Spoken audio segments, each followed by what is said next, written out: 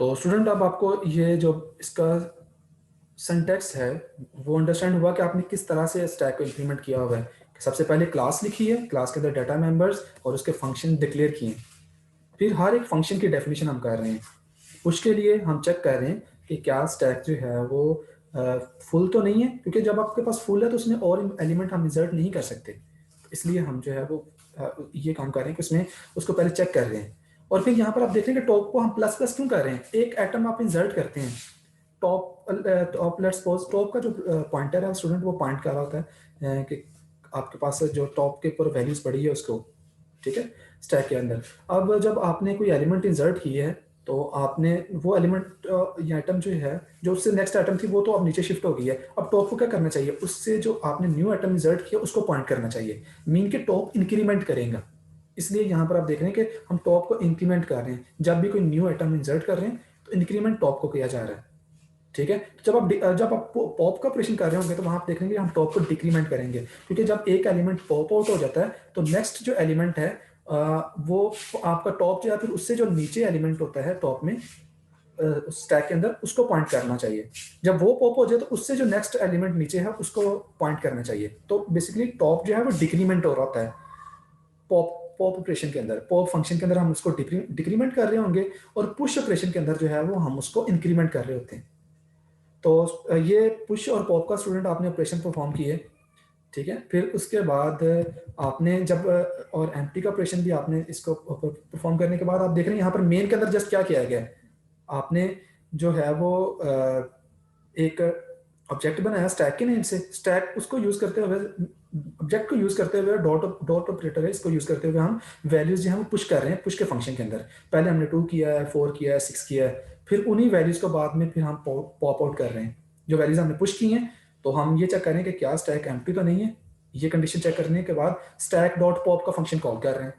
तो जब तक आपका इज एम्प्टी का फंक्शन जो है वो नहीं कॉल होता, मीन के कोई उसमें वैल्यू जो है वो पड़ी हुई है, तब तक आपका स्टैक जो है वो पॉप आउट करता रहेगा। ये कंप्लीट आपकी कोड है, इसको हम रन करके देखते हैं किस तरह से वर्क कर रहे हैं। तो अब्दुल रहमान, आपका कोई क्वेश्चन था, आपने हैंड रेज किया था। इसकी समझ नहीं आ रही सर प्रोग्राम की। अच्छा, समझ नहीं आ रही प्रोग्राम की। चलें इसको मैं रन करके दिखाता हूँ, 1 मिनट ठहरे। इसको हम एग्जीक्यूट कैसे इंपोर्ट करना, कैसे कंपाइल एंड रन किया इसको।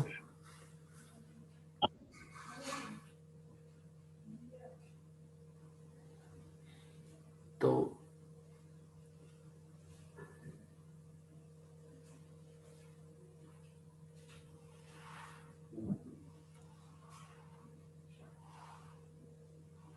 जी स्टूडेंट, यहाँ पर देखें कि हमने जो वैल्यूज स्टैक में पुश की थी, कि हमने आउटपुट पहले करवाई थी कि पुश वैल्यू जो है स्टैक में। तो स्टैक का जो हमारा ऑब्जेक्ट था उसके जरिए हमने पुश के फंक्शन में जो वैल्यू इंसर्ट की थी वो 2, 4 और 6 की थी। अब देखिए जब हमने स्टैक में से पॉप आउट कर रहे हैं तो जो सबसे पहले हमने जो पहले हमने पुश की थी 2, फिर 4 किया, फिर 6 किया। लेकिन जब पॉप आउट हो रहा है तो पहले 6 पॉप आउट होगा, फिर उसके बाद 4 पॉप आउट होगा। तो जो हमने लास्ट पे पुश किया था वो जो सबसे लास्ट में हमने पुश किया है वो सबसे पहले जो है वो आपका यहाँ पर नजर आ रहा है कि पॉप आउट हो गया होगा। तो ये स्टूडेंट आपने देखा कि स्टैक का जो पुश का और पॉप का जो फंक्शन है, आपकी स्क्रीन अटकी है सर। स्टूडेंट बेसिकली नजर नहीं आ रहा, आपकी स्क्रीन अटक गई है। ये आपको नजर नहीं आ रहा कि स्टैक स्टैक पुश के ऊपर यहाँ पर 2, 4, 6 लिखा है और स्टैक पॉप में 6, 4, 2 लिखा, ऑपोजिट ऑर्डर लिखा होगा इसका। No sir. No sir. Okay ठीक है, नो इसको सर। चलें ठीक है, इसको मैं दोबारा से रन सर स्क्रीन स्टक हुई पड़ी। ओके 1 मिनट ठहरे। स्टूडेंट मैं इसको एग्जीक्यूट करता हूँ, ठहरे। तो इसको मैं दोबारा से रन करता हूँ, कंपाइल एंड रन करता हूँ। तो जस्ट वेट। अब आपको नजर आ रहा है कि स्टैक पुश के अंदर जो है वो, ठहरे स्टूडेंट 1 मिनट इसको शेयर करूँ, 1 मिनट ठहरे। ये इसकी जो स्क्रीन है वो मैं शेयर करता हूँ, शेयर। जी स्टूडेंट, अब आपको नजर आया ये जो उसकी आउटपुट हमें मिली है। Yes sir. जी, तो स्टैक पुश जो हम कर रहे हैं स्टूडेंट वो ऐसा किया कि सबसे पहले जो हमने पुश किया, ठीक है, वो आप देख रहे हैं कि हमने 2 पुश किया, फिर 4 पुश किया और फिर 6 पुश किया। लेकिन जो पॉप आउट हो रहा है कि जो लास्ट पे हमने पुश किया था, ठीक है, वो सबसे पहले पॉप आउट हो रहा है, 6 पॉप आउट हो रहा है, 4 पॉप आउट हो रहा है और 2 पॉप आउट हो रहा है। तो ये स्टूडेंट आपके जो है प्रोग्राम की आउटपुट है, यानी कि ये प्रोग्राम रनिंग फॉर्म में है। तो मैं आपको दोबारा से कोड जो है उसकी अंडरस्टैंडिंग करवाता हूँ।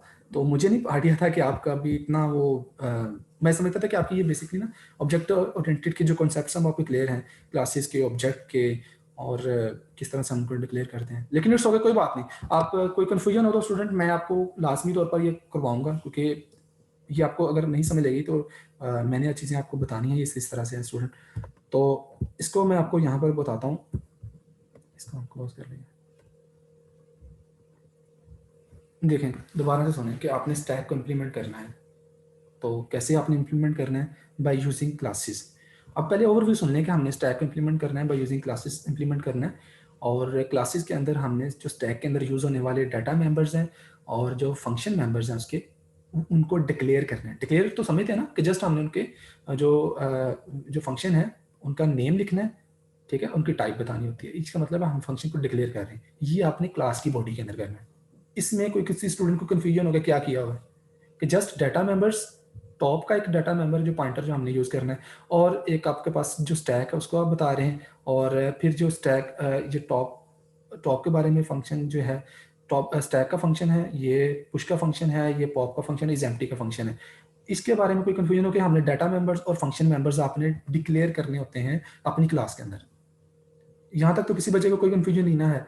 नेक्स्ट आपने ये करना होता है कि हर जो फंक्शन होता है उसकी फिर डेफिनेशन करनी होती है। डेफिनेशन मीन एक्चुअल वो फंक्शन वर्क कैसे करेगा वो आपने लिखना होता है। तो उसके लिए स्टूडेंट जब हम किसी भी क्लास से बाहर उसके डाटा मेंबर्स को डिफाइन कर रहे होते हैं तो उसके लिए हम क्लास का नेम लिखते हैं, रेजोल्यूशन ऑपरेटर लिखते हैं और उस फंक्शन का नेम लिख के वहां पर उसकी डेफिनेशन कर रहे होते हैं। तो ये स्टूडेंट ये जो डेफिनेशन की गई है, ये पुश फंक्शन जो है उसकी डेफिनेशन की गई कि पुश का फंक्शन वर्क कैसे करेगा। अब खुद सोचें कि मैंने एलिमेंट कोई स्टैक के अंदर पुश करना है, तो पहले मुझे ये तो चेक करना पड़ेगा कि स्टैक के अंदर जगह भी है या नहीं कि जहां मैं एलिमेंट पुश करने जा रहा हूँ। तो स्टैक को, इसका मतलब है कि पहले मुझे चेक करना पड़ेगा कि स्टैक का ओवरफ्लो तो नहीं हो गया, मीन के स्टैक अब पूरी फुल तो नहीं होगी, जितना उसका साइज था उतना डाटा तो नहीं आपने इंसर्ट कर दिया, टॉप उस पर तो नहीं है जितना उसका मैक्सिमम साइज है। अगर तो टॉप उसको मेंशन कर रहा है पॉइंटर, तो इट मीन कि हम कोई नई वैल्यू उसमें डाटा इंसर्ट ही नहीं कर सकते। तो ये इसलिए पुश के फंक्शन में सबसे पहले ये इफ कंडीशन इसलिए यूज की गई है कि हमने ये चेक करना है कि स्टैक ओवरफ्लो तो नहीं हुआ, क्या हमारा टॉप जो है वो मैक्स -1 को तो पॉइंट नहीं कर रहा, मीन कि जो मैक्सिमम साइज है वो क्या हमने अटेन तो नहीं कर लिया। तो अगर वो अटेन हो चुका हुआ है तो रिटर्न फॉल्स का हम कोई वैल्यू जो है रिटर्न कोई जो है वो इसमें स्टैक के अंदर वैल्यू इंसर्ट नहीं कर सकते। और अगर वो जो आपका पॉइंटर है वो मैक्सिमम -1 से कम है, ठीक है, इक्वल नहीं है, तो फिर आपने क्या करना है, वैल्यू इंसर्ट करनी है स्टैक के अंदर। तो इंसर्ट कैसे करनी है, आपने बेसिकली ये यहाँ पर देखें एक अरे बनाई हुई है। देखिए स्टैक को इंप्लीमेंट करना तो आप बाय यूजिंग अरे किया हुआ है, दो तरह से इंप्लीमेंट कर सकते हैं, बाय यूजिंग अरे और बाय यूजिंग लिंक लिस्ट। तो हमने स्टैक को जो इंप्लीमेंट किया है, यहाँ पर ये आसान सा कोड मैंने जो लिखा है, इसमें स्टैक को इंप्लीमेंट किया बाय यूजिंग अरे, मीन कि हम अरे के अंदर एलिमेंट जो है वो इंसर्ट करेंगे, लेकिन जो ऑपरेशन हमारा होगा वो स्टैक का ऑपरेशन होगा। स्टैक का जो ऑपरेशन हमने पुश का ऑपरेशन, पॉप का ऑपरेशन किस तरह से होता है वो ही होगा। तो स्टूडेंट हमने स्टैक के अंदर हम एटम जो हम इंसर्ट कर रहे हैं, तो अब यहाँ पर देखें कि हमने क्या करना है कि वो आपका जो टॉप है, ठीक है, उसको आपने इंक्रीमेंट भी करना है, जो वैल्यू आपने इंसर्ट की है। तो अब नेक्स्ट आपका जो टॉप है इस वैल्यू को पॉइंट कर रहा हो कि जो आपने वैल्यू नेक्स्ट इंसर्ट की है उसको पॉइंट करना चाहिए। तो इसलिए आपको टॉप को इंक्रीमेंट करना पड़ेगा। और फिर आपने जो एटम इंसर्ट की है वो आप आउटपुट भी करवाएं, cout atom endl return true करवाएं। ये फंक्शन जो है वो, अगर तो आपका पुश का ऑपरेशन जो है वो स्टैक फुल है तो रिटर्न फॉल्स करेगा बूलियन फंक्शन जो, और अगर वो फुल नहीं है तो रिटर्न ट्रू करेगा। तो ये इसमें इस फंक्शन में कोई आपको कन्फ्यूजन हो, पहला जो फंक्शन आपने देखा है इसमें कोई मसला हो कि कोई समझ ना लग रही है क्या कह रहा है वो किस तरह से हो रहा है, कि जस्ट आपने एक क्लास है, क्लास के सामने जो है वो स्टूडेंट आपने स्टूडेंट उसमें जो इंसर्ट किया है बेसिकली क्लास का आपके पास थी, उसमें आप पुश का फंक्शन बना रहे हैं। उसमें आप ये चेक करें कि हमारा स्टैक फुल तो नहीं है, अगर फुल है तो फिर इसमें एटम कोई इंसर्ट नहीं हो सकते, अगर फुल नहीं है तो उसमें एटम हमने अरे के अंदर एटम इंसर्ट करने हैं और अपना जो इंक्रीमेंट करना है, अपने जो टॉप है उसको इंक्रीमेंट साथ कर रहे हैं। सेकंड जो आपका पॉप का ऑपरेशन था उसमें आप क्या कर रहे हैं, उसके लिए सबसे पहले ये चेक करें। अब देखिए पॉप आपने करनी है तो पहले आप माइंड की लॉजिक सेट करें कि आपने एटम पॉप करनी है तो पहले हमें ये काम करना पड़ेगा कि स्टैक को चेक करना पड़ेगा क्या स्टैक एम्प्टी तो नहीं है। तो अगर स्टैक एम्प्टी हुई तो क्या हम उसमें से कुछ पॉप कर सकेंगे, फिर तो कुछ पॉप नहीं हो सकता। तो ये कंडीशन हमें लगानी पड़ेगी। तो जो कंडीशनल स्टेटमेंट आपने पढ़ी है इफ एल्स वगैरह की, उसको हमें यूज करना पड़ेगा यहाँ पर। तो हम जो है वो यहाँ पर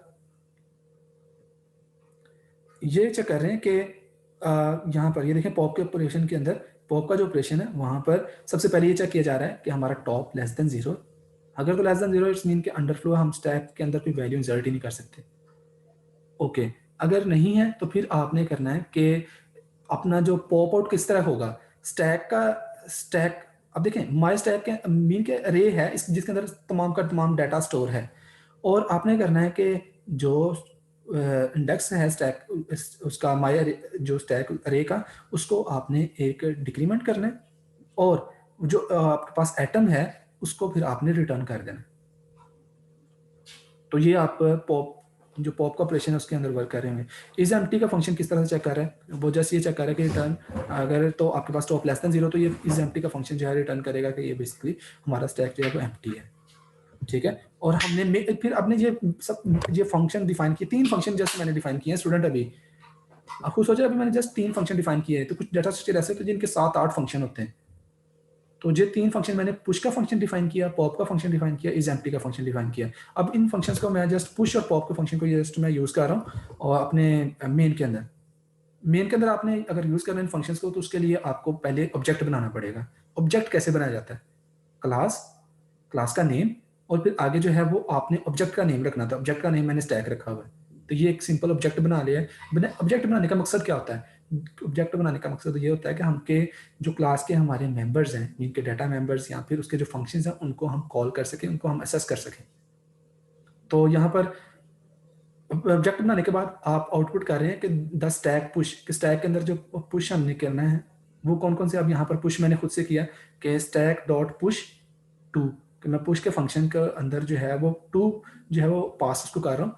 तो 2 वैल्यू जो है वो मैंने फर्स्ट पुश किया है, फिर स्टैक डॉट पुश 4 पुश किया है, फिर स्टैक डॉट 6 पुश किया है। अब इस तरह से आप 100 वैल्यूज आप यहाँ से पुश कर सकते हैं कि स्टैक डॉट आगे स्टैक लिखें डॉट और आगे पुश के फंक्शन में कोई वैल्यू पास, जो आप वैल्यू पुश यहाँ पर करते जाएंगे वो स्टैक के अंदर इंसर्ट होते जाएगी। अब अगर आपने वैल्यूज को पॉप आउट करना है उसके लिए स्टूडेंट आप यहाँ पर लिखेंगे, ये देखें यहाँ पर कि वाइल आपके पास जो स्टैक है वो एम्प्टी नहीं, आपने कब तक पॉप आउट करना है। तो आपने स्टूडेंट ये अपनी कंडीशन बतानी है कि जब तक आपका जो स्टैक है वो एम्प्टी नहीं है तो आपने तब तक जो है वो पॉप आउट करते रहना। ठीक है, तो अब यहाँ पर सी आउट स्टैक डॉट पॉप, तो आपने वो वैल्यूज यहाँ पॉप आउट। तो आप देखें यहाँ पर 3 वैल्यूज हमने पुश की थी जब हमने इसको रन किया था।